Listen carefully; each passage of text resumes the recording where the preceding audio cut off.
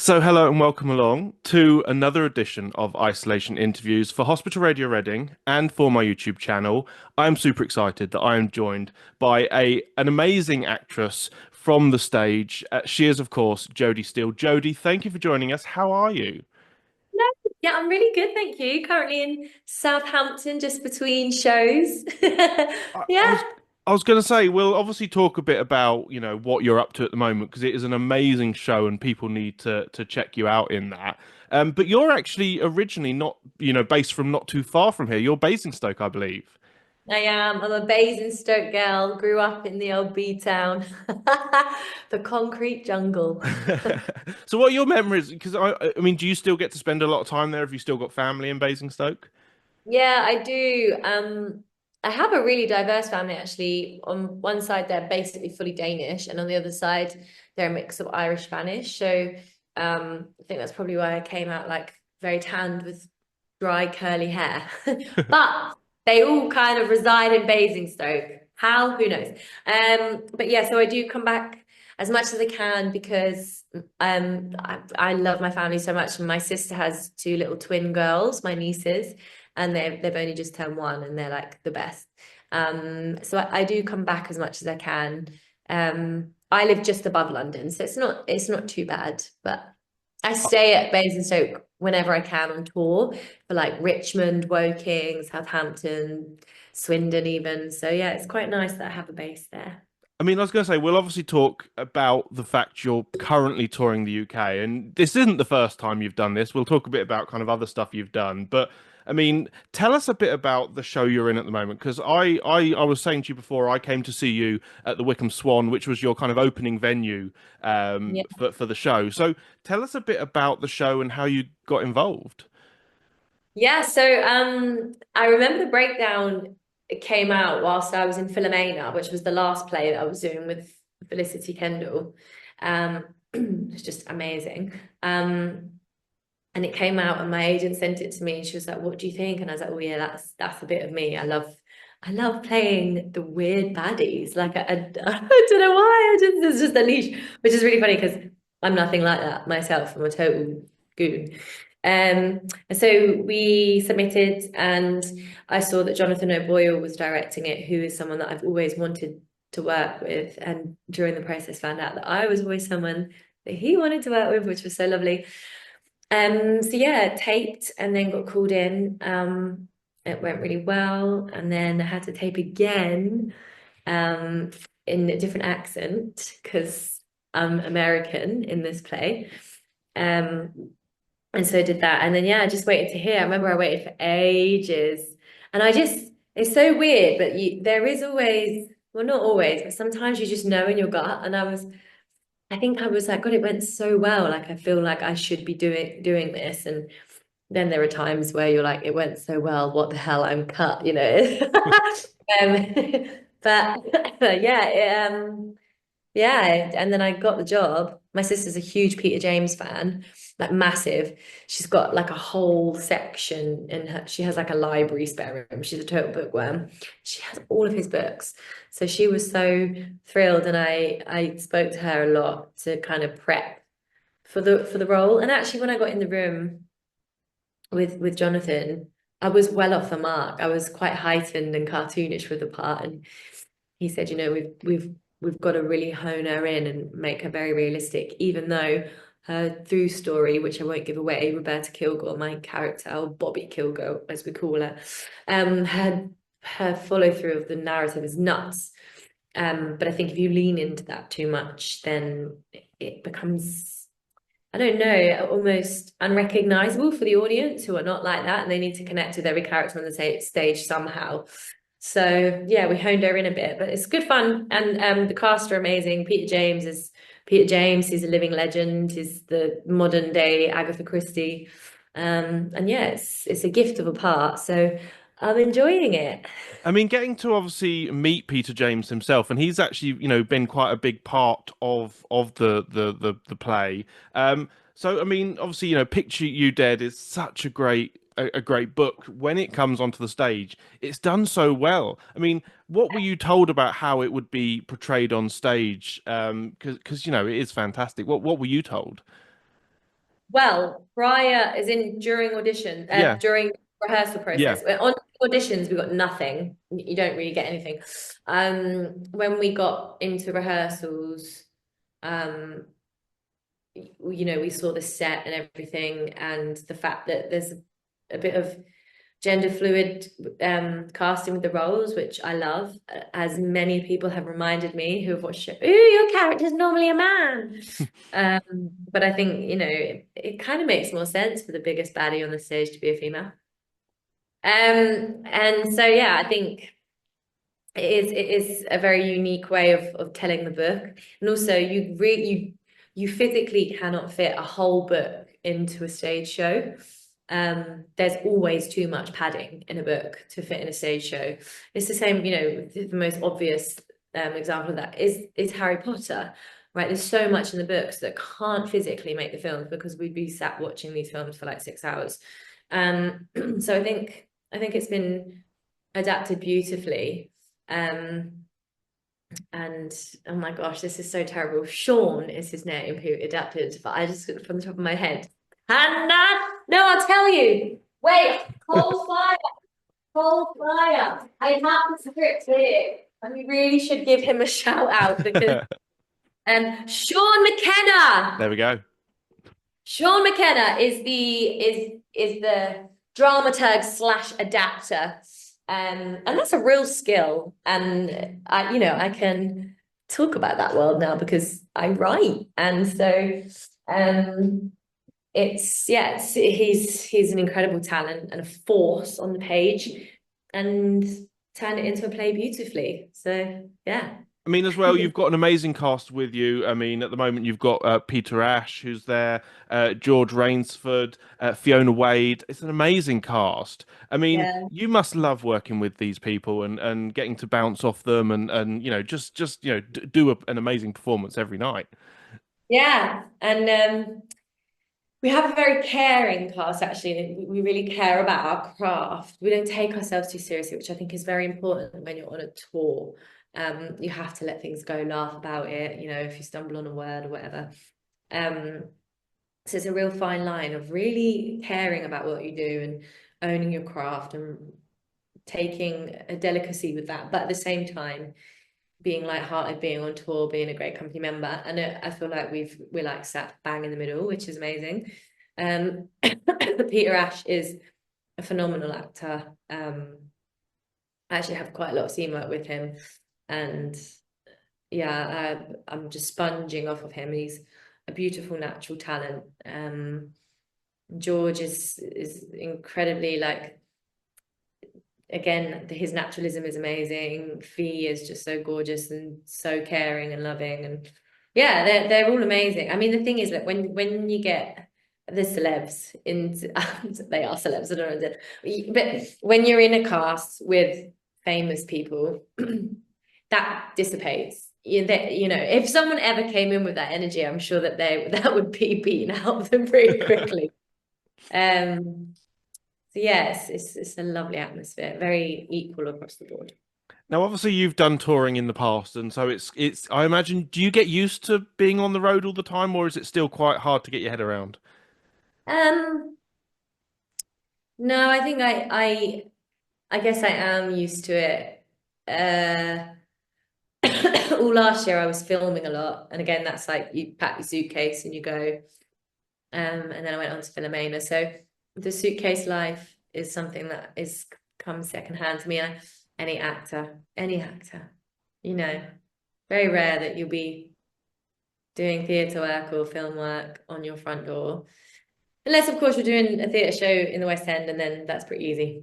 Now, obviously, with the kind of the show itself, people are loving it. What is it like getting to go to the regional theatres and getting to you were just saying you meet the fans at the stage door. What's been the reaction from people when they come to see the show? For me, a very personal kind of reaction is, oh, you're in a play. I think people are so used to seeing me in musicals. Although I haven't actually done a musical for like well over a year now. It has literally been straight acting, which I've loved, and that's been the dream for a long time. And so I think sometimes people who love a musical come along, book a ticket because they see my name, and then they're like, oh, I wasn't expecting that. A very different atmosphere in a play at the end, patter patter. Whereas in a musical, normally everyone's on their feet, roaring and cheering. That's what music does to people. Music is such an energy giver, you know. So it can be quite funny, but on the other hand, I've had a lot of people like, wow, like I didn't know you could act, which is always a funny one to receive. Because you're thinking, what did you think I was doing in all those musicals? But so yeah, I actually feel most at home on stage when I'm in a play over a musical. So yeah, it's been amazing. And the audiences do love it. There's a lot of Peter James fans and George, Peter and Fiona fans, and yeah, it's cool. It's great. It's great. It's just very calm compared to a musical. And it must be quite nice as well because you're going to get sort of a sort of a newish fan base as well through this. People who maybe didn't know about you beforehand, are going to sort of jump on board. And because your performance is fantastic. I mean, like I said, when I came to see the show, we were gripped throughout. If you love twisty turny kind of play, it is right up your street. It is fantastic. I mean, for you, had you read the book before, or when you came into the play, was it completely new for you? Completely new, and I still haven't read the book on purpose because I know that it is very different. Um, so, and George had actually read it, and he said, "Can I advise you to read it after we finish?" Because I think if you find something, now listen, this isn't always the case. Sometimes it is really necessary to read up on every adaptation of a project that you're doing. And you can take snippets, but sometimes, and this just happens to be the case with this, because essentially Bobby Kilgore, Roberta Kilgore, is in a way a brand new character because she is female. I would hate to have developed my character in the essence of a male because we are two very different species.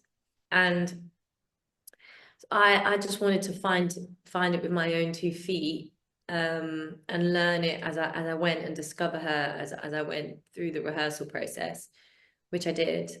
And so I'm going to leave the book till I finish.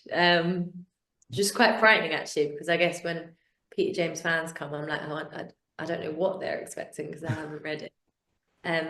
But yeah, I didn't want to be I didn't want to be affected by the book. And that's not always the case. I've done shows in the past where I have gone so in depth with research. I will say one thing that I did do, researching when I get a job is one of my favorite aspects of being an actor. You are almost forced to learn subject matter that you wouldn't if you hadn't got that job. And now, I've learned so much about old master painters and all that kind of jazz with French, Italian, and the European black market of painting that I wouldn't have known or wouldn't have really bothered to have researched before. But that was something that I really looked into because obviously, even though Roberta Kilgore is not like the main facet within the show who is obsessed with art, she loves it and she has dealt with it for her most of her lifetime. So it was important that I had some sort of knowledge, passion, foundation of that world. So I researched that a lot. And I mean, obviously, the American accent we mentioned before. For you, had you done American accents previously? Was this brand new for you? Tell us a bit about No, I've done many American accent. um, Loads. I mean, there's so many musicals. Fame, Legally Blonde, Heathers, Rock of Ages, it's loads. And I've done my fair share of British musicals. And I'm filming last year. That was American. Yeah, I do a lot of voiceovers as well. Um, that's a huge part of my life. And I'm lucky enough to work on really cool games and stuff. And more often than not, they do require the American accent, and it just comes out now. I don't know, it's just feels like part of me. I think the more you think about it, it's kind of weird, but if you just like, okay, today I'm American, and it just is what it is. Now, where did the love of performing and theatre come from for you? I mean, sort of way back when you first sort of got interested, how did that start for you? I think it's been from the minute I entered the world. My mum says that I was just always a bit of a show off as a kid, which is actually quite funny because I would definitely I can turn on the extrovert when I need to, but really, like I have my dog next to me right now. I spend all my free time kind of on my own, with my dog. I'm a total introvert. I don't really enjoy going out or anything. I'm obsessed with my work and my craft. But as a kid, I was really out there and I loved like dancing and singing and acting. It was always acting. I went to Stagecoach. And I wrote songs for my mum. I remember I used to write them on post-it notes. So yeah, I think it's always been a part of my life for sure. Um, then I kind of my teenage years were really rough. I had a really rough time at school, and I backed way off from it. And I went down the sport route, and I actually thought I was going to be an athlete at one point. I thought. And I think, when you're getting bullied as a kid, the last thing you want to do is step onto the stage. But in the end, I think the singing made me cool. And so it actually saved my bacon at school because without it, I'm not sure if the bullying would have ever stopped. So I owe my voice a lot. Yeah. So I And think I was always going to do this. I take it to say because you obviously said sort of more recently you haven't done a great deal of musical theatre, but I imagine will always be a part of your life in some form or other. Yeah, it's really weird. I mean, I have a green card now. And fingers crossed, my work life takes me over there in some degree. Um, we really like to box in this country, and you're known for one thing, so it was really hard to kind of break that boundary and be trusted just to act. And I will continue to have to prove that. It doesn't matter how much TV I've done or how many plays I've done. I will always be known as the girl who did Heather Chandler. Like that's just what it is. And that is something I'm so proud of, and I owe that show particularly so much. But if I dip a toe back too soon or too predominantly, then I think I'll lose what I've carved out as an actress. And I don't want to do that. I need to get to the point where I can do both equally. And at the moment, I've still done way more musicals than acting. So my plan is for the next few years at least, just to even them out so that I cannot be boxed. Because if And there's one thing I'm not scared of, it's hard work. So I'm okay with that. I mean, for you, what is the dream role? Is there something that you would love to do if the opportunity came about going forward? What would be the dream? So the dream, honestly, is to play a role like this, right, Roberta Kilgore, in a TV series drama. That's the dream. And I wasn't far off it with Mallory Towers, which is coming out either towards the end of this year or spring next year for the BBC. I've just been doing all the ADR for that, so that's really cool. And that character, I cannot give too much away because NDA, BBC. um, that was like me scratching the surface. We all have inner weirdness and demons. I have so many, and I want to show them via characters, and I am not afraid to go so far with roles or acting. I just need people to let me. So yeah, the dream is to really be tested in TV because the nuances and the detail that you can see and you're invited into with an actor is so particular and detailed compared to what you can on theatre. I mean, one thing I hope that you don't mind me mentioning, you did actually do a little appearance in EastEnders, and I've spoken to a few of the cast over the years, and they're all fantastic. I mean, what was that experience like?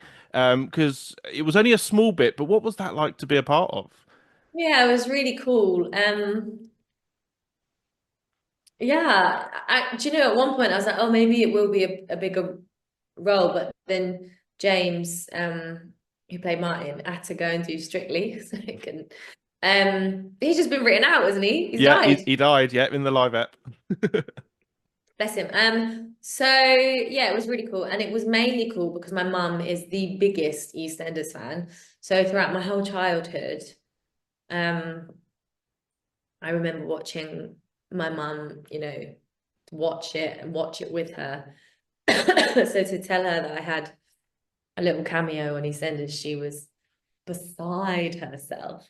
And it was cool because it's something that we've all grown up with. I mean, it was huge back in the 90s and early 2000s, Now, sadly, for any main channel TV, they're just wrestling with hundreds of platforms. But back then it was, oh my God, it was the thing, right? Like 4 or 3 times a week. What is it? So it was really cool there's two, there's two Albert Squares. Oh, It's yes, two. yeah. Yeah. I was like, oh, yeah, lovely couple of days. Everyone was so nice.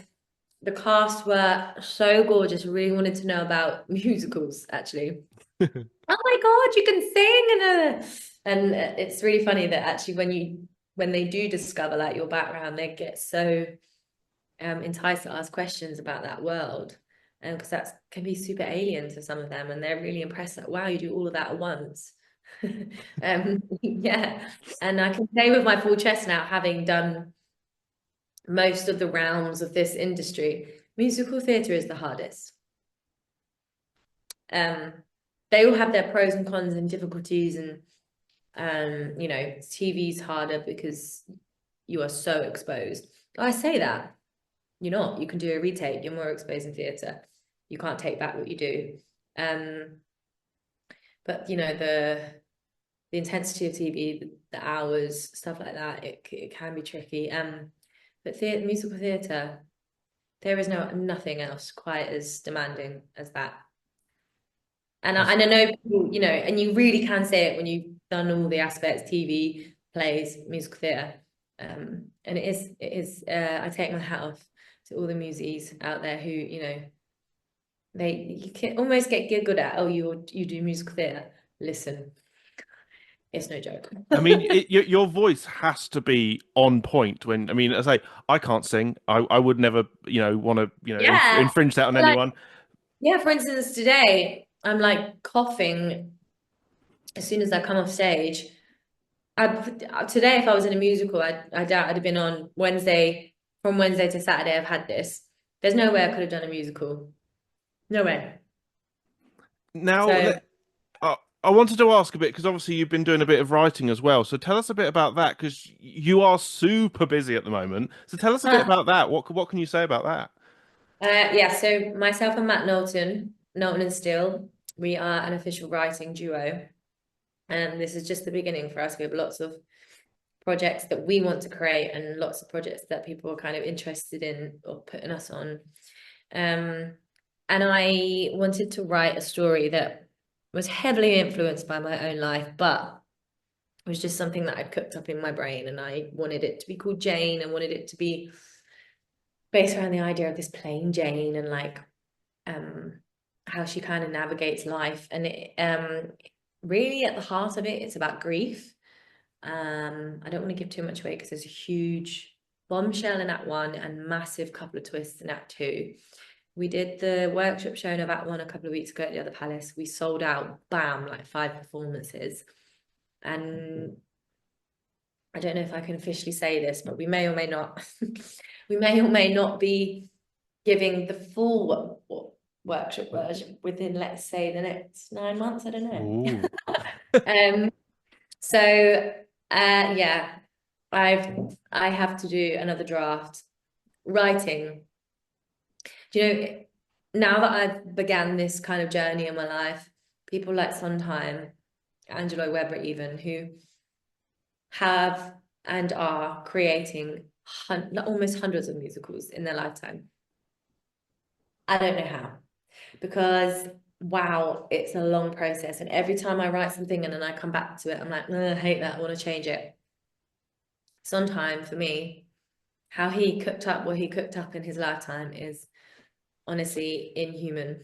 So yeah, so busy doing that whenever I can, um, on tour, which is quite nuts really, because I have so many things going on.